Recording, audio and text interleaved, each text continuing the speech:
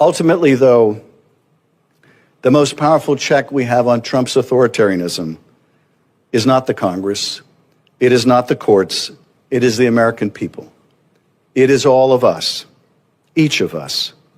Fear is Donald Trump's weapon of choice. Divide and conquer is his one repugnant strategy. Law firm against law firm, media outlet against media outlet, neighbor against neighbor. He counts on us being too scattered to oppose him, too scared of a truth social media post or an executive order, or the very real threat of physical harm for anyone to push back. Thank you very much.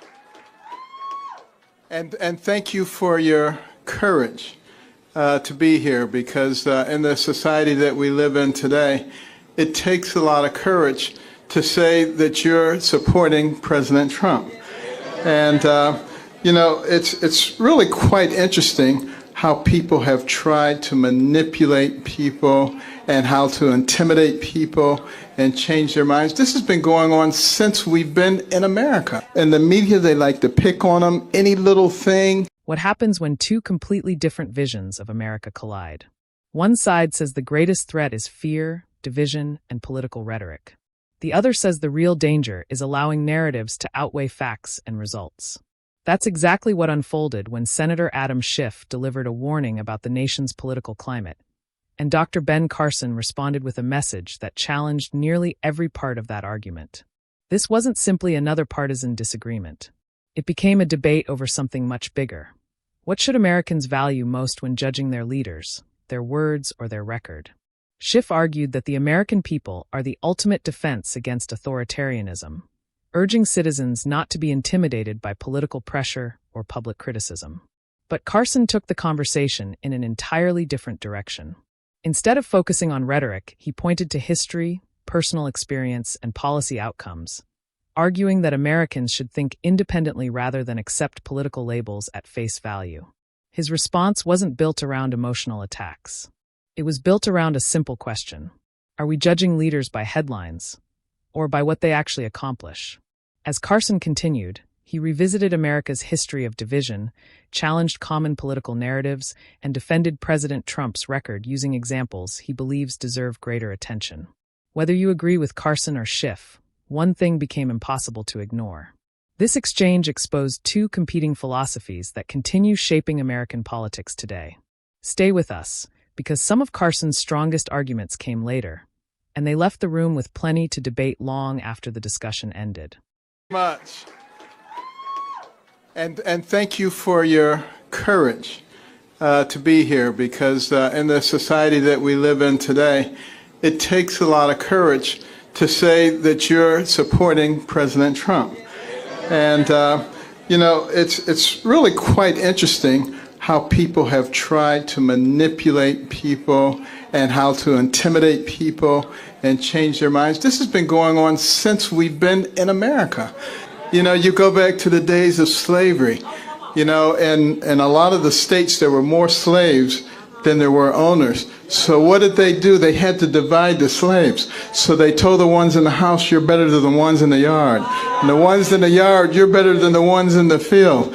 And then after slavery was over, the light-skinned ones, you're better than the dark-skinned ones. And on it went, trying to divide people. You know, today, they say, if you are a conservative, then you are somehow an Uncle Tom, you're a horrible person, you're a demon. What a bunch of crap, you know, but, you know, it's been going on for hundreds of years. And it's really time to put a stop to it. So I am very happy to see that you have the courage to come out.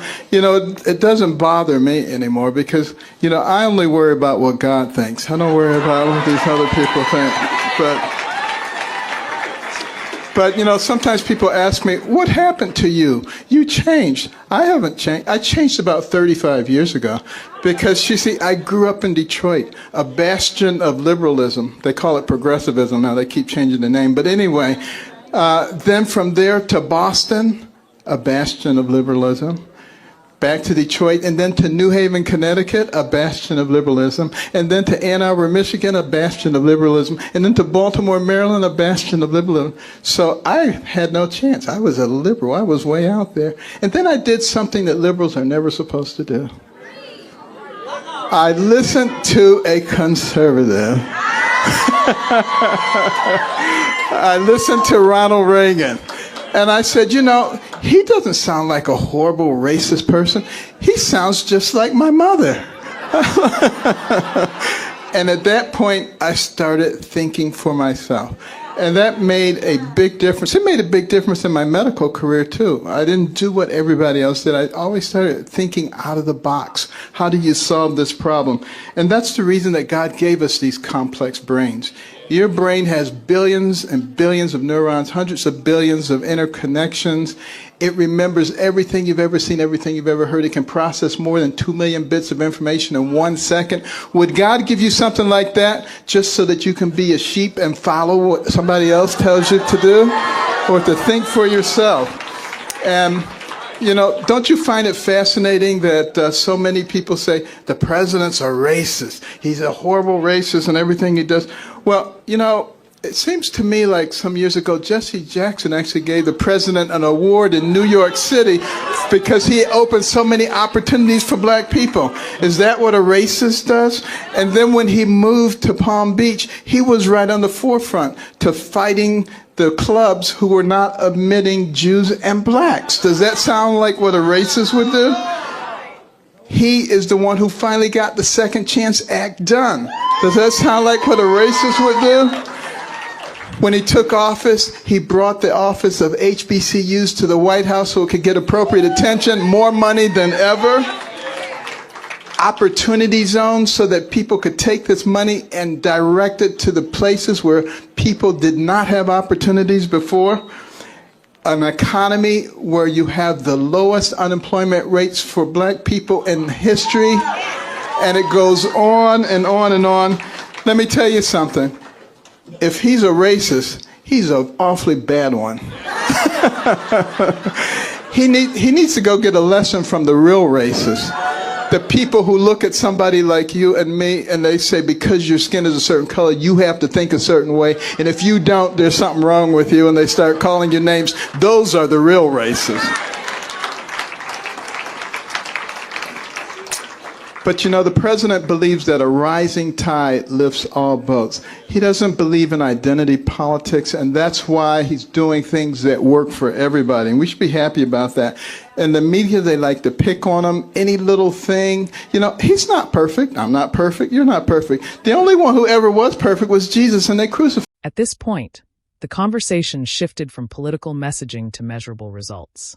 Rather than debating personalities, Ben Carson began pointing to specific policies and initiatives that he argued painted a different picture of President Trump's leadership.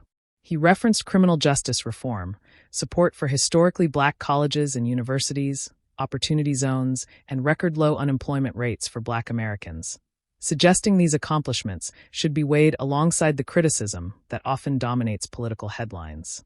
For Carson, this wasn't simply about defending one individual. It was about asking whether Americans are giving equal attention to policies and outcomes, or allowing political narratives to shape their conclusions before examining the evidence for themselves. That contrast is what makes this moment so compelling. Schiff's remarks focused on the influence of rhetoric and the responsibility of leaders to preserve public trust. Carson responded by arguing that actions speak louder than accusations. Neither side ignored the stakes. They simply defined them differently. And that's why exchanges like this continue attracting millions of viewers. They're not just arguments over politics. They're debates over the standards Americans should use when deciding who deserves their confidence.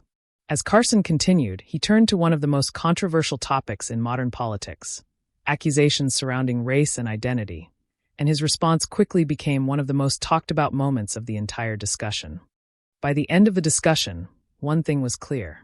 This wasn't merely a disagreement between public figures. It reflected two fundamentally different ways of interpreting leadership, accountability, and the future of the country. Adam Schiff emphasized the importance of political tone, public trust, and protecting democratic institutions. Ben Carson emphasized independent thinking, historical perspective, and evaluating leaders through their actions and policy outcomes, including what he viewed as the accomplishments of President Trump's administration. Whether viewers found one argument more convincing than the other, both messages underscored a broader national conversation that extends well beyond a single hearing or speech. Ultimately, moments like this remind us that political debates are rarely settled by one exchange alone. Instead, they encourage citizens to ask questions, examine the facts, compare competing claims, and reach their own conclusions. That's the strength of an informed democracy. Now it's your turn. Whose argument do you think made the stronger case? Did Adam Schiff make the more convincing point by focusing on rhetoric, unity, and the political climate? Or did Ben Carson make the stronger argument by emphasizing historical context, independent thinking, and the policy record of President Trump? Let us know your thoughts in the comments below. If you enjoyed this breakdown and want more in-depth coverage of the biggest moments from Capitol Hill and beyond, don't forget to like this video, subscribe to the channel, and turn on notifications so you never miss our next analysis. Thanks for watching, and we'll see you in the next one.